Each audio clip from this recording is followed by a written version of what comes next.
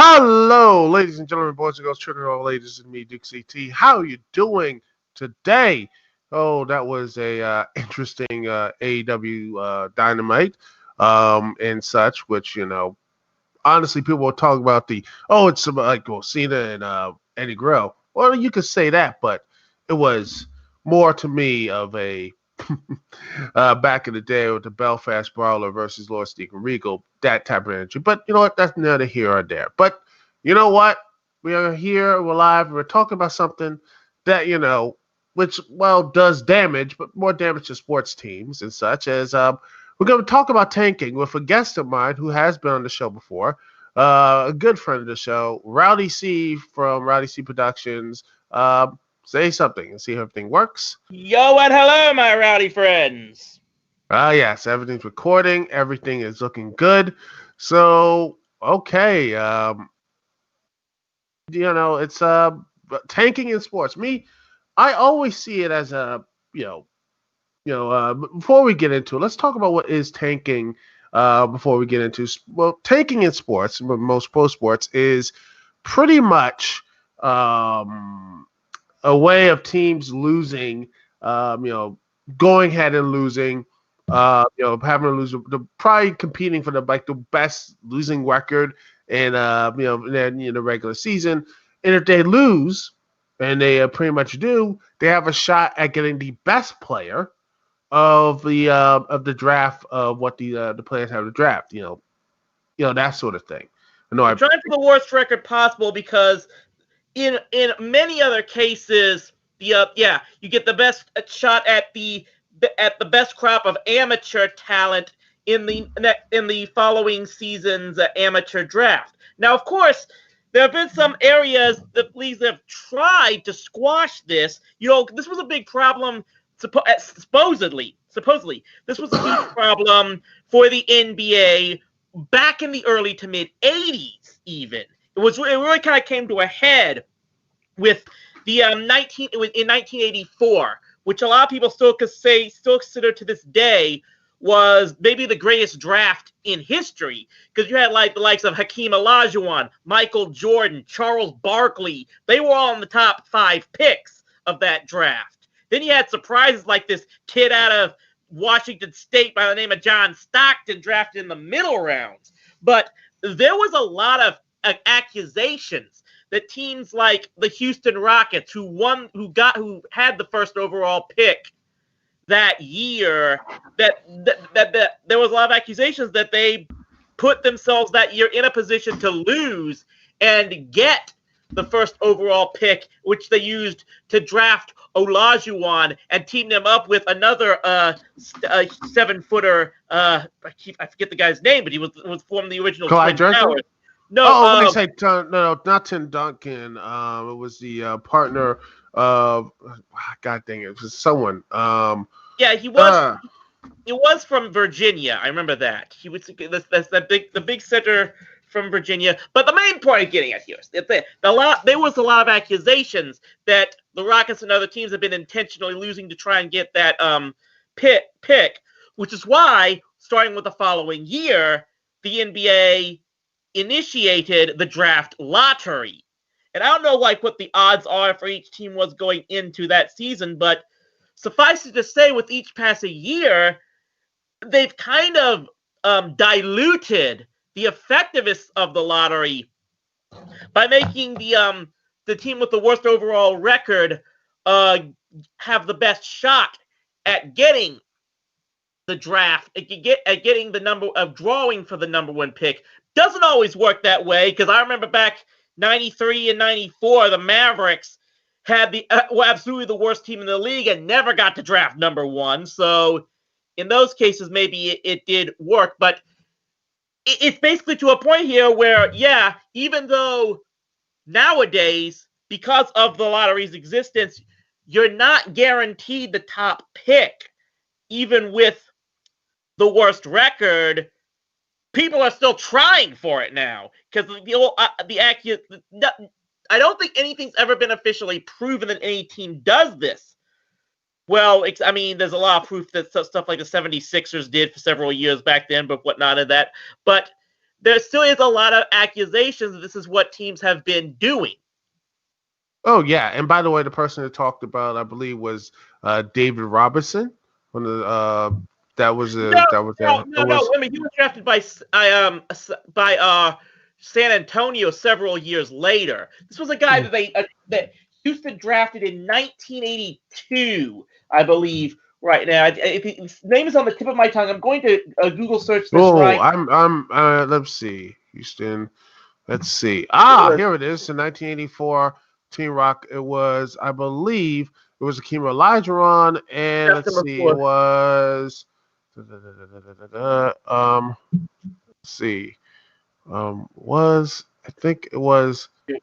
I don't know. It was supposed the only guy Hakeem Olajuwon, Maybe and it was maybe it was 1981. Yeah, but I'm trying to look up the draft history. Or was it 83 even? Maybe 83. Moses Maybe Malone. Could no, have been no, not, it was no. It was Guy Ralph Lewis. Sampson. Oh, Ralph Ralph Sampson. Sampson. That was the guy we were looking for. Oh yes, but yeah, and you also heard stories about the frozen lottery ticket that New York had. New York Knicks had. They got them. So Patrick Ewing, which that has still gone on and such. But I But I don't know how much validity that could be. You just given the fact that the New York Knicks have never had the top pick in the draft ever since. yeah, I mean that's I That's why mean you. I don't know if this that's a whole different situation. Probably that's a topic maybe for another time when we get to all the accusations about how supposedly how manipulating behind the scenes the NBA is. But we're talking about what The teams tanking. do.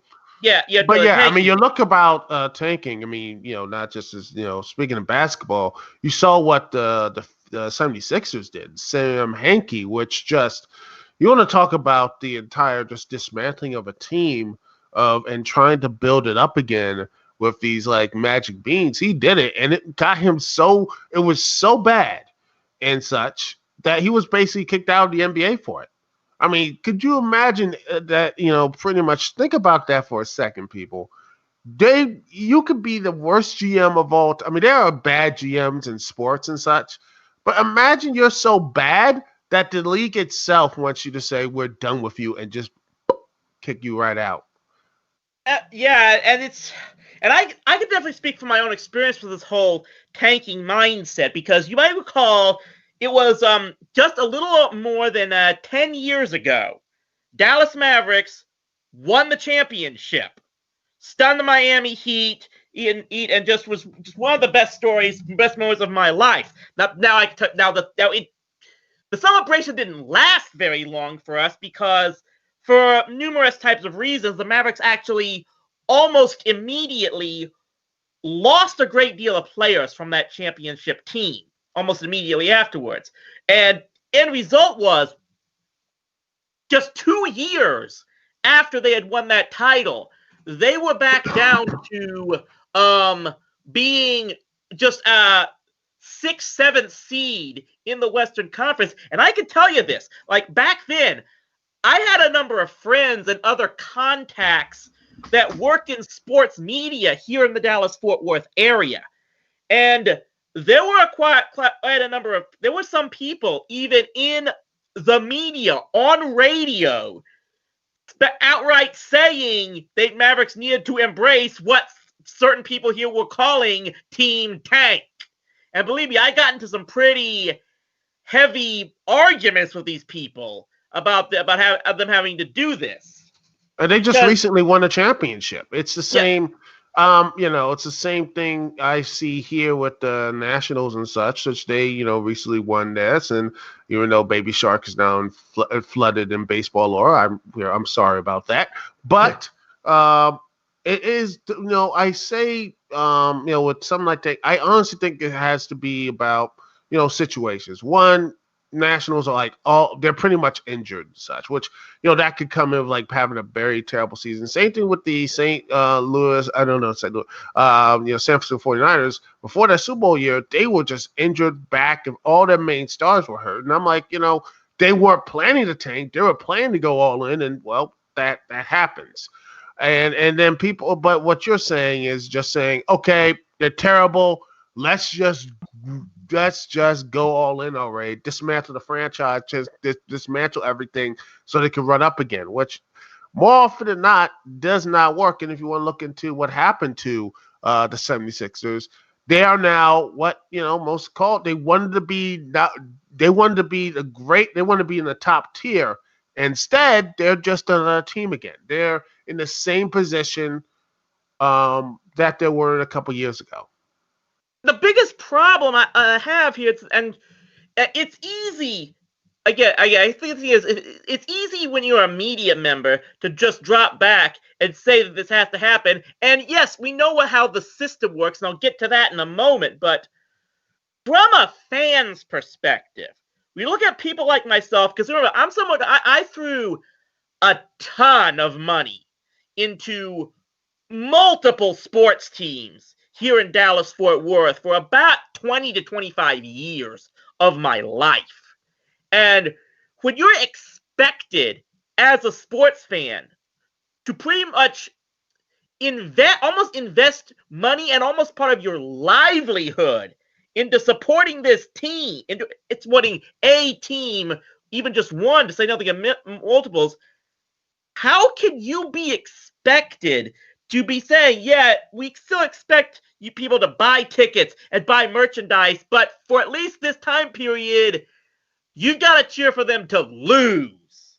Or I'll do what the Wizards did, just cheer for the other team. We'll just we'll promote them as well, which that usually doesn't work. No one still went to the arenas or went to the stadiums and such, that sort of thing. But yeah, it doesn't fit. It doesn't make any sense, and I don't know how and I'm on it's a necessary evil of the tanking argument, because sometimes when the ride is over, and I see it with other teams, I see it with in my local team, I see it like with the Capitals. I think they got at least a couple more years before they hit that limit. I see it with Washington is in the Washington football team as well.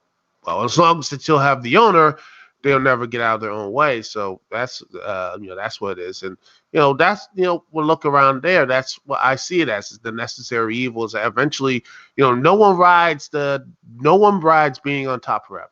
There's sometimes you're gonna have to take that crap year, and but the one thing is that you go all for it. It's great, but then eventually, well, it's time for the pipe. It's time for them to collect, and well, you're gonna be in the bottom of the league for a long while. The problem is, it's just a system that, in my view, robs the leagues and the sports of any integrity.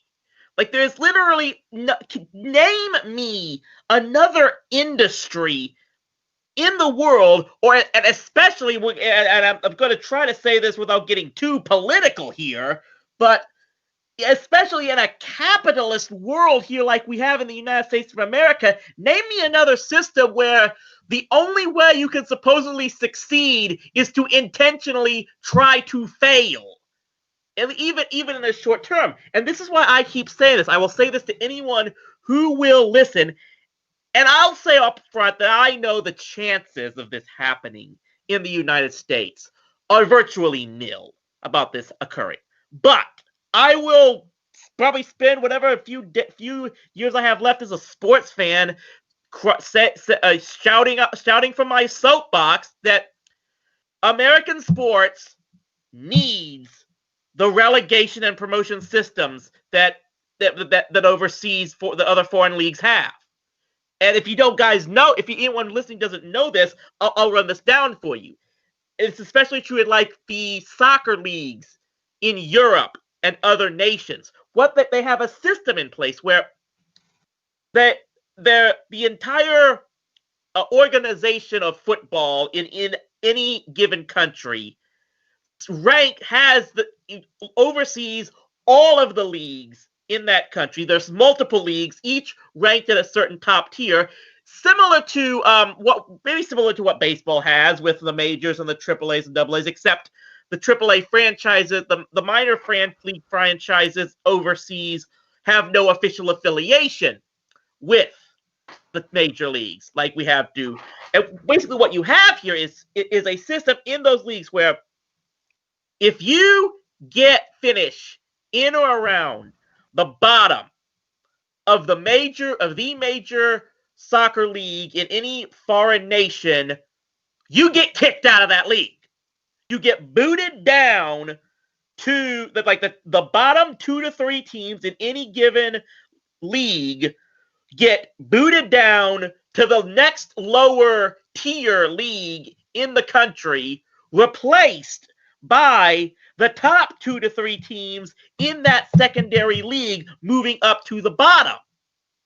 And what you have here, and I'm saying this, that there's 2 major reasons why I have supported this system. The more and more I followed British and European soccer these last few years.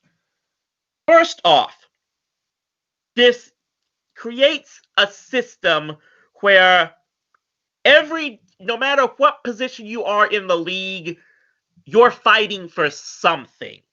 Even if you're near the bottom, you are scrambling and fighting everything you can to stay up at top. So even if you're 20, 30 games out or whatnot, near the end of the season, you're still hoping your team to win so you can stay in the league.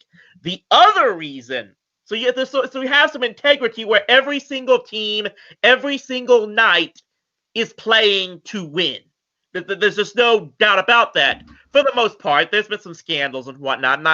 It's not perfect, but we'll maybe talk about that some other time. But the other thing, and I've always said this, is the other major benefit that we would have if having an actual promotion and relegation system in any league. Put it in baseball, put it in the NBA, put it in the NFL, put it in the NHL, especially put it in Major League Soccer, since that's the same sport. One of the other biggest advantages that would have was you would completely eliminate the issue of franchise relocation. It would be there would be no purpose in threatening to, if you owned a team, your ability to threaten to move that team into another city would be almost non-existent, because any city that doesn't have the major league team in any particular sport would have the incentive of, you don't have to lure someone else's team. You put in a team in your city, and with a promotion and relegation system, you have the ability to eventually get into the major leagues on merit alone. It would completely overhaul the 2 biggest problems that I pretty much have just come to believe American major sports have. That being, 1, the fact that way too many teams are in a race to the bottom in any season rather than to the top through all this tanking talk that we're referring to right now. And 2, the fact that teams can be held for hostage and you could lose major league teams just because the owner got greedy and wanted money or a new stadium elsewhere. Those would be completely eliminated with a promotion and relegation system. But that's the thing. How, and especially stuff like, say, that'd be a nice thing. But the problem then becomes, well, look at, like, for example, basketball and football. They don't have like a D League, or basketball has one, but it's not as robust yet. And we talked about that in the previous one, saying it might be, but they both, the NBA and the NFL, still, for the most part, depend on the college system. I don't think it's as difficult as some people will make it out to be. I've got the system for you. I've got the solution for it right now in my own head.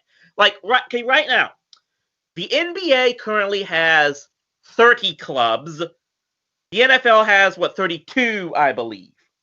Here's what you do.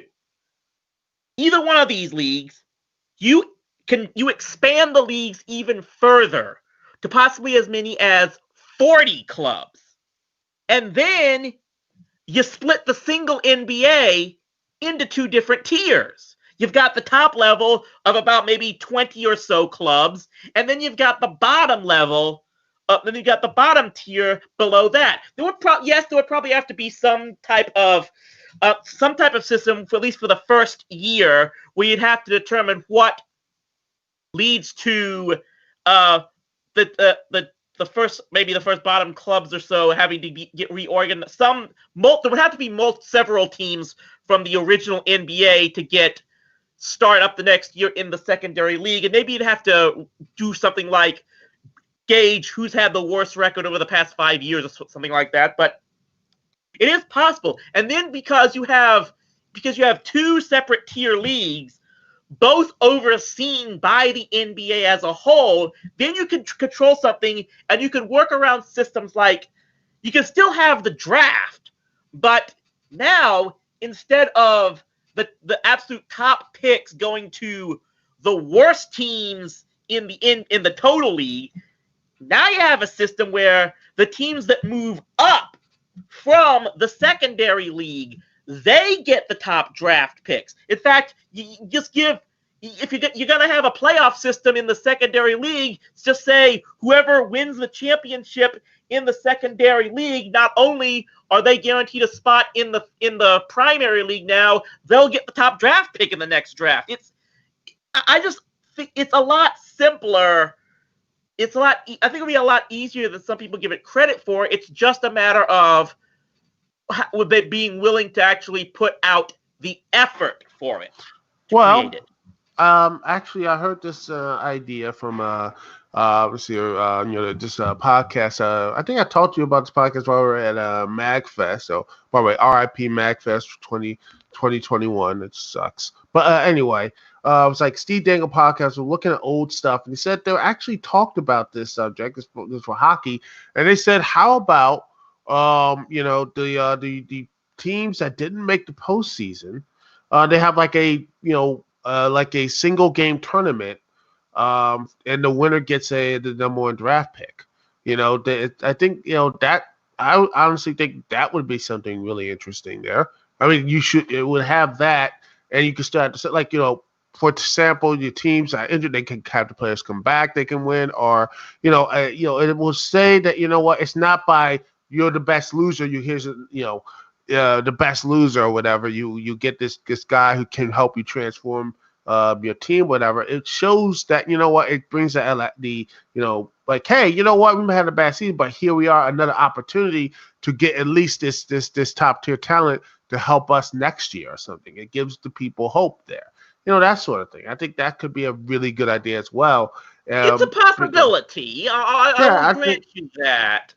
Like I said, it doesn't solve the franchise relocation issue, which is another thing, because that's one thing that's really also been getting it onto my mind. I know this is kind of a separate tangent, maybe, but it just reminds me of, I saw this. There was this shared video on Facebook. I never actually got to watch it in full, but there's a video that told a story about how, of course, the story of basically how the city of Seattle got screwed over and lost their NBA team. The Sonics relocated to Oklahoma City. And anyway, I didn't actually I wasn't able to watch the video itself, mainly because I know the whole story as it is. But what I did do was I posted comments on the Facebook share of that video, basically saying, well, one, yes, it sucks that Seattle had to get screwed over, but Seattle got screwed over by it as a city. But at the same time, is it fair to condemn the city of Oklahoma City, why do they deserve to never get NBA basketball? Because at 30 clubs, you have to figure the NBA isn't planning on any further expansion anytime soon and whatnot. Why will they have to wait until politics of expansion and whatnot they'd have to wait until then to get a club? And that's why I point out, I'm saying this is why major sports need promotion and relegation. If you had a system like that here in America, then your teams like the owners of the Sonics or owners of any other city, they'd lose all ability to forcibly move a team, because any city they'd want to try to relocate to could just start up their own club and move it up to the start. Oh yeah, And and build themselves up, and then the other team will have to be down there for a while until maybe a year or two to say they win their championship, and then build themselves up again to really believe that okay, maybe we won't take this for granted and such, and the other guys who whatever build them up, to get up there. They might not be ready to hang with the superstars and such. They get pushed back down or whatever. It's a worthwhile experience for them. So, yeah, that's I the think big that that's the big thing that again, when you look at the at a group like European soccer. I'll go back to this. Like I said, you have to, if you're in like a second, it's just a completely different mindset of how you can operate a club over there compared to what we have here in the United States, where basically, yeah, there's even if they aren't intentionally trying to lose, there's so many clubs that just figure the best way to try and build back a winner is just sit back, collect draft picks, and then just pluck, and then just you essentially force the younger the young amateur talent out there to start their careers with some of the worst clubs out there. I've actually said this a number of times anyway, and again, trying to stay as apolitical as possible on this, but it just kind of makes me laugh that you have to figure the vast majority of sports fans, at least here in the United States, I would say probably consider themselves to be conservative. And yet, we support a sports system that is basically the closest thing to socialism we have here in the United States. But it is. it's completely different in these overseas leagues, especially in the soccer leagues, because first off, if you want to get into the top tier league, you've got to earn your way in there by finishing in the top level, finishing atop whatever league you're in, then get promoted. But then, in order to stay in that top league, you can't just sit idly by. You have got to invest so much money because there's no draft system in these overseas leagues. You've got to invest so much money in pretty much recruiting players, much like you have to do in college sports here in the United States. There's a big example here. Like I said, the number one, I've been following European English soccer for quite a few years now. The number one club I've been following has been Arsenal. Long time standings in the Premier League. They're falling on somewhat hard times now, but they were usually a regular in the Champions League anyway. But there's a new club that I've actually been paying attention to these last couple of years. They're the Wolverhampton Wanderers. And I think they just got promoted back into the Premier League 2-3 years ago. And almost immediately from getting promoted, they just invested so much resources and money into just making absolutely certain they had the talent and resources to seriously compete in the Premier League. And the end result was, almost right off the bat, Wolverhampton's not just been securing themselves a full-time spot in the Premier League, they're competing for the European tournaments, like at least the Europa League, maybe even having a shot at the Champions League. That's a team I've actually been really impressed with, because, like I said, and it just shows you in these other leagues, it goes far beyond just the fact that the idea of tanking in these overseas European leagues, it just cannot exist. You have got to be on your toes. I've always said this, that in a lot of ways, the system, especially of European soccer, professional soccer in particular, is about as close to the NCAA as we have, as far as other teams, how teams in the college sports have to operate. Only difference is you get moved up into the top levels again by merit and not by politics, as that happens in the college game. But still. Oh yeah, and another thing for before I wrap this thing up, is that the whole thing about tanking, and you went really deep with this, and I love that. That's why I like having you on, Chris. You can just go really deep in these topics. Is that when you look at the structure, because again, it is you only it just seems like the teams in this country, and the Canada, whatever, NHL and such, is just that you have. It's just like it's this teeter totter, teeter totter, trying to make sure spinning all the plates in one position. While you have the European League say we have this thing on merit, the best players will be convinced by the team's actions and seeing how their club performs and how their management structure is, which I think that is probably the best way to do it.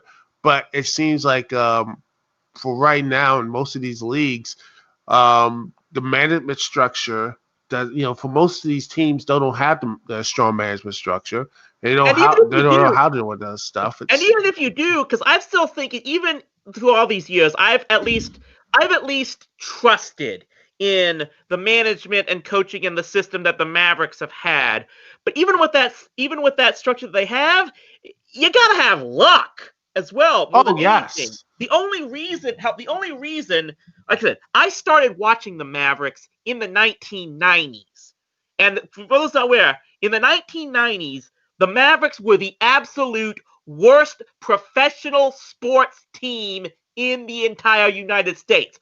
All of the sports leagues, they were the absolute worst winning percentage. They missed the playoffs for 10 straight years. The only thing, at least that kept them from going on another streak of losing like that, was they just had the good fortune that after 2 years of missing the playoffs, they had a draft where one, a once-in-a-lifetime talent like Luka Doncic was available to begin with, then copied by the fact that teams like Sacramento were so damn stupid that they had higher draft picks than the Mavericks and passed up on Luka, which is basically the number one reason Vlade Divac is out of a job running the Sacramento Kings. And I still wonder if Donnie Nelson ever gave Vlade a thank you note for letting Luka fall right into our laps. Oh yeah, and that's what it is. It's, the management and such. And it goes around.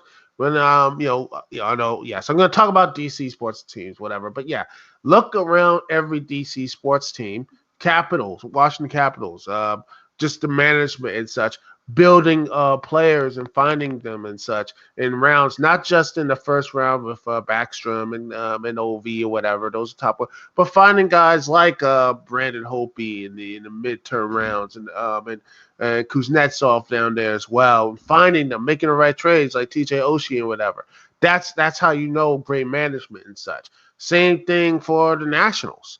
I mean, people were outright just saying, "Oh, it's over" when Bryce Harper left, but they still had great players. People, they seem to just forget about all the deals that they found Juan Soto. They found like Victor Robles. They found, made deals, stuff like again Max Scherzer, all this stuff. It's Anthony Rendon, all this other stuff that is indicative of great talent. And same thing, the Wizards are injuries and such, that sort of thing. But I trust the management of the Wizards to get this thing done. I do. The guy they picked up, see if I can get the name right. Ryu Hazma, I can't pronounce any name. I can't, but it is. But yeah, I think that when you look at the the structure of the I'm like, yes, I think the structure is really good. I think that to me is as tells you a good team and such. And then the Washington football team is run by Daniel Snyder, and since 1999 they've been completely trashed because they have no management structure. It's all about Daniel Snyder, and every time they tried to, they were good for 1 or 2 years. Dan Snyder's ego doesn't want that, and then bam, we're right back to square one, which will happen again After Ron Rivera gets he's gonna be The, like yeah, the undermined and Washington such. But football team right now, they're basically what the Clippers were in the '90s as well. Just a runaway egomaniacal owner just ruining everything. And on that note, let's just ask you this: how in the world could the Clippers dispose? I mentioned this on Twitter quite a bit. How could the Clippers dispose of an absolute piece of garbage owner like Donald Sterling? And now they've actually becoming one of the most hated teams in almost all of sports, to say nothing of the NBA. well, They became an absolute joke that nobody was sorry to see them choke up a 3-1 lead in the playoffs. it's because they had all those great talented players. When you have those great talented players, you have Kawhi, Paul George, and you look at what they gave up for Paul George. You look what they gave up. You expect greatness, and what you get is still not passing the second round. And Yeah, Doc Rivers, once again, is having passing the second round. At what point you're just like, I don't know what it is. it is kind of amazing that on the NBA side, you've got the Clippers, which had been one of the most pitiable teams for decades. Now suddenly they're a hated club that everyone's glad to see lose. Then over the NHL side, you had the Vegas Golden Knights. Everyone loved them because they came out of nowhere to make the final their first year of existence. Now 2 years later, they're becoming a bunch of douchebags that got karma handed to them in the Western Conference Finals. But it's escaping me. Who's the team that beat them again in the West Finals? It's on the tip of my tongue. Yeah. Oh, those stars. Oh goodness. But yeah. Pantera. Oh yes. And here's, I hope they actually do the thing and such, because they've been like since 1990, like 9 or something. That's the last time they won. Won the cup in 1999, lost the cup final to New Jersey the following year, 2000. It's been 20 years for them to get back to the cup final. Yeah. And I think it's interesting. Hockey has these weird, this weird trend of right now you have the Capitals, and then this is their first time getting it, and then you have the Blues. I think that's going to same thing happen with the Stars. I think that's going to happen. And by the way, I look at, talk about like draft or whatever, the expansion and everything else tanking. I look at what the Vegas Golden Knights, they were, when they first showed up, that's what people thought they were going to do.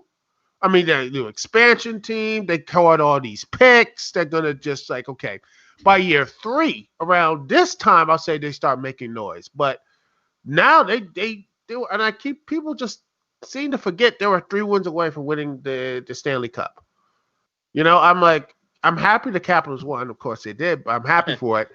But they were 3 wins away from winning the Stanley Cup. An expansion team that didn't really have any, you look at it like, wait, what?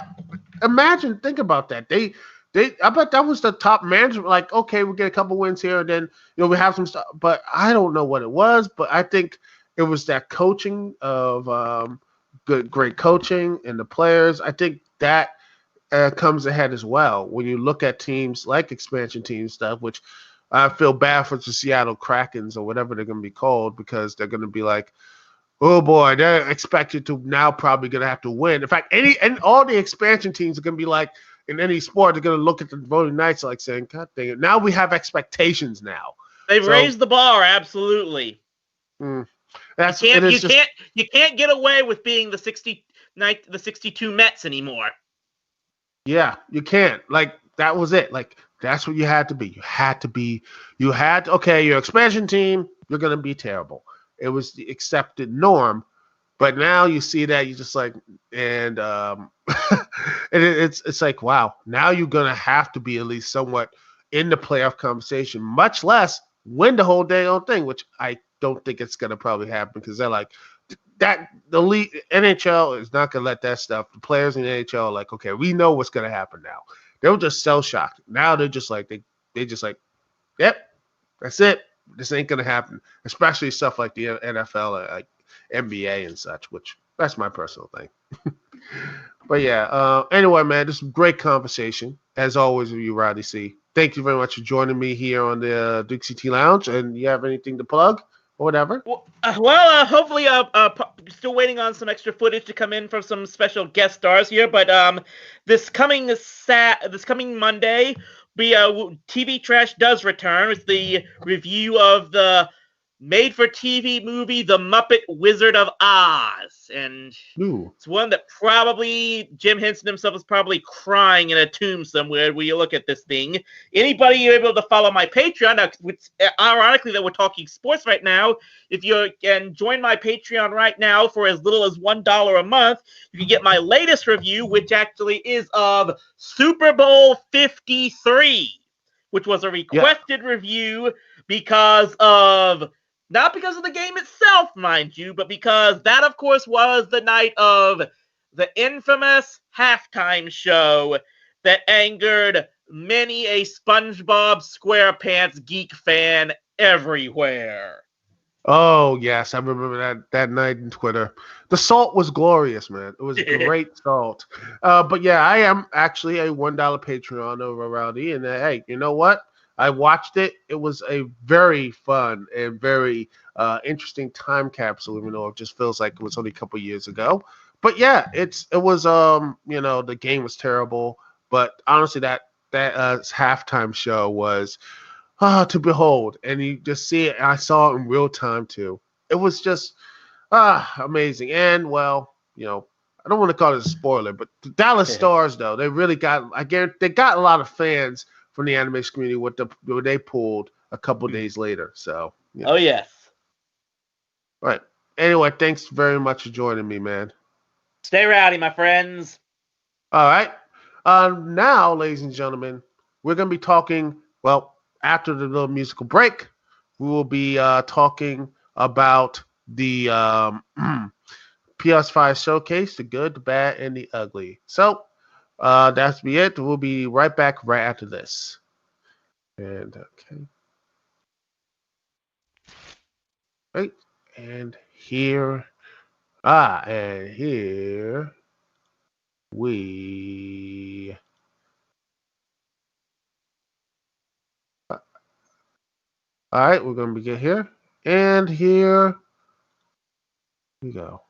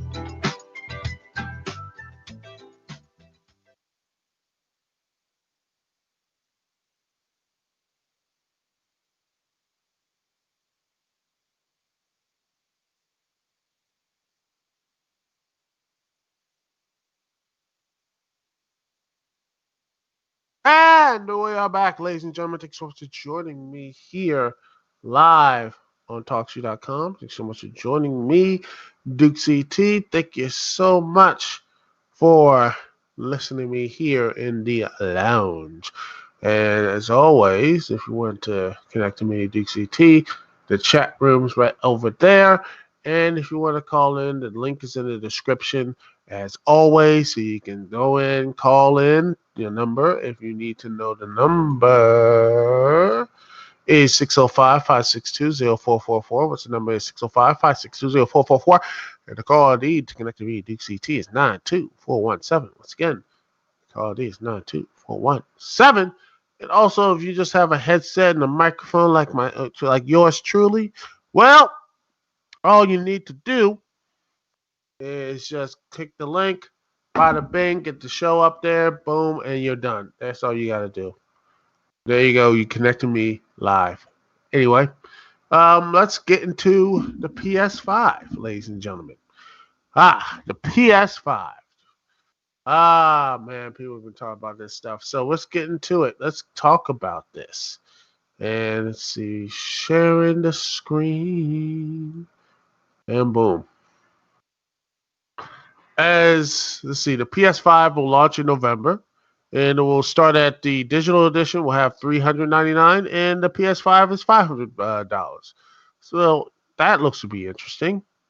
So it looks like there's going, and the thing is here, there is going to be, you see right here, the key markets will be United States, Japan, Canada, Mexico, Australia, New Zealand, and South Korea.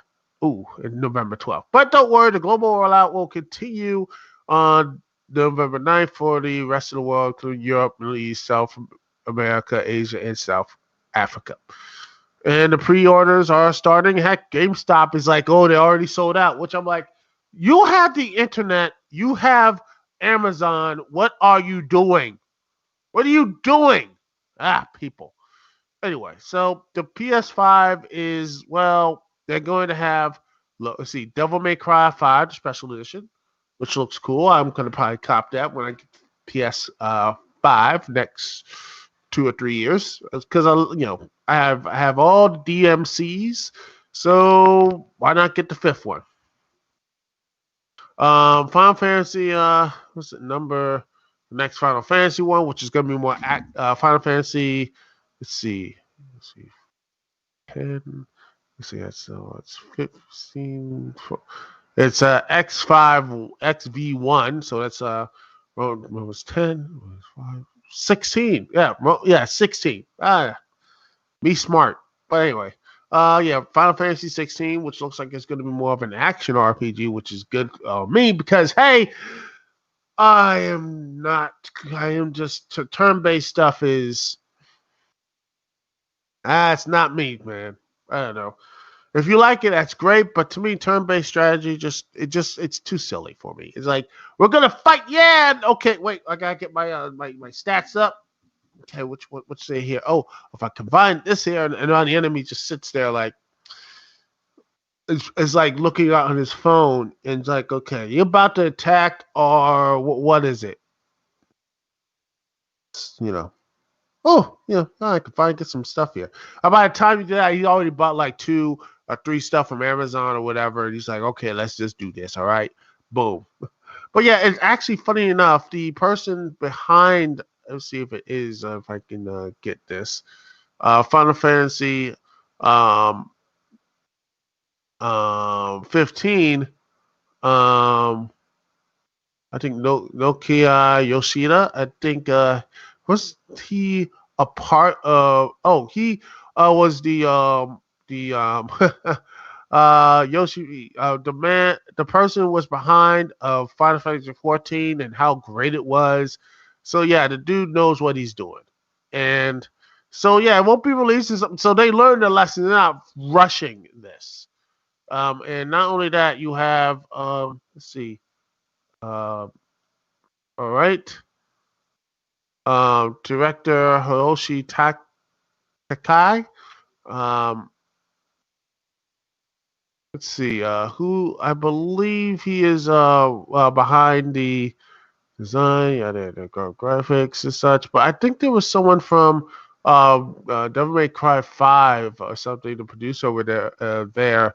Um, I think he's working for it, but I don't know. But what it is, it looks like it's going to be very interesting. That looks gonna be good. And so you got Five Nights at Freddy's, Security Breach, which is okay. Another Five Nights at Freddy's thing. When's that movie coming out, by the way? I mean, seriously, I don't know why they can't do that stuff right now. I don't know.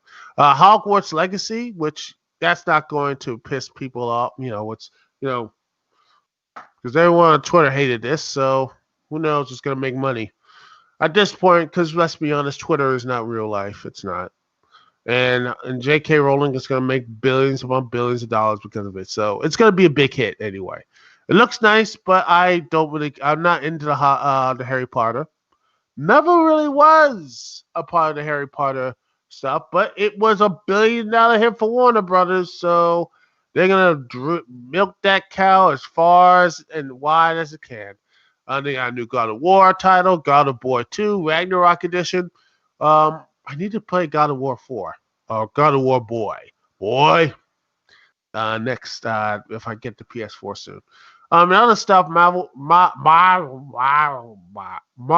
Spider-Man, Miles Morales, Call of Duty Black Ops Cold War, the Yuri Breznov Red Pill, Go Woke Broke or Not Woke Edition, and Demon Souls will launch along with the consoles, which is a decent launch, not as great as the PS2 launch when it back in there, but nevertheless. But yeah, the PS4. By the way, Marvel Spider-Man you see here will also be on the PS4 as well. Sackboards, A Big Adventure, Horizon Forbidden West will launch on the PS4, and they were exactly will enjoy like this right here. While these 3 games were designed to take advantage of the PS5 and the unique next-gen features like ultra high-speed SSD and DualSense controller, PS4 owners will be able to enjoy the experience when they launch the PS4 digital versions of the launch game, including a free upgrade on both the PS5 consoles. While the PS4 disc version of these games will include a free upgrade on the PS5 with an Ultra HD Blu-ray disc drive. So yeah, that's gonna be a thing. I need to get that Spider-Man. Oh, I need next big purchase. I need to get that. But anyway, PS5 is going to have the PS5 Plus, the PlayStation Plus collection. So they can go and download all of the PS4 games. Backward compatibility. What's that? Yay! That's beautiful. Why can't it just be like Netflix or something or whatever the streaming Amazon Prime? How about like that Amazon Prime where you can just download every game from the catalog or whatever, and then you can choose to buy the digital or the hard case or whatever, and you can play it right there or something like that. Or download it, and you have a free stuff there. But hey, that's just me. But yeah, the PS Plus collection is nice. So yeah, and here is you got the dual sense stuff, the Pulse 3D wireless headset with 3D audio support and dual noise canceling microphones. Um, these are the stuff on the here as well. You got the HD camera with dual 1080 lens for gamers to broadcast themselves with epic gameplay moments. Okay. Nah. That's gonna cost what? Like $50? No. Media remote? Okay. And the dual sense charging stations will be $30. So yeah, mostly $30. So yeah, by the way, the PS5 launch is Astro's Playroom, Demon Souls, uh, Destruction All Stars. Oh, we got two of them. We got Miles Morales Insomniac Games and regular edition and the super special edition. Yay, that's nice. Got Sapboy, A Big Adventure. So yeah, that's something. There's a bunch of Blu-rays, 100 gigabyte disc, video, da da da da da. So yeah, this is what it is. And I think it's fine. I think it's perfectly fine, but I'm just gonna wait and get the Xbox One because the Xbox looks good. I'm gonna probably get that next gen thing first, but technically I'm already in the next gen with the Nintendo Switch, which by the way is making money, and they're just recently announced. They recently announced they're gonna do another partner event. So what's gonna be that is who knows. I guarantee you it's gonna be a lot more interesting and fun, and also probably won't have this. Uh,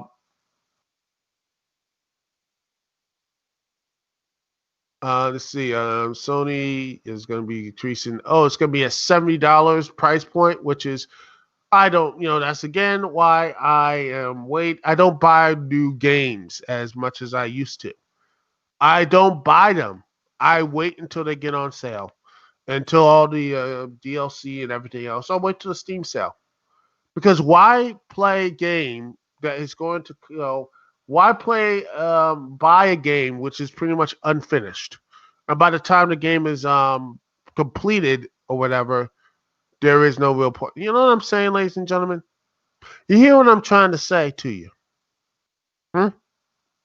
You hear what I'm saying? Why buy a game when it's launch and unless it's like Call of Duty or whatever, you want to play that stuff, whatever, that stuff, fine.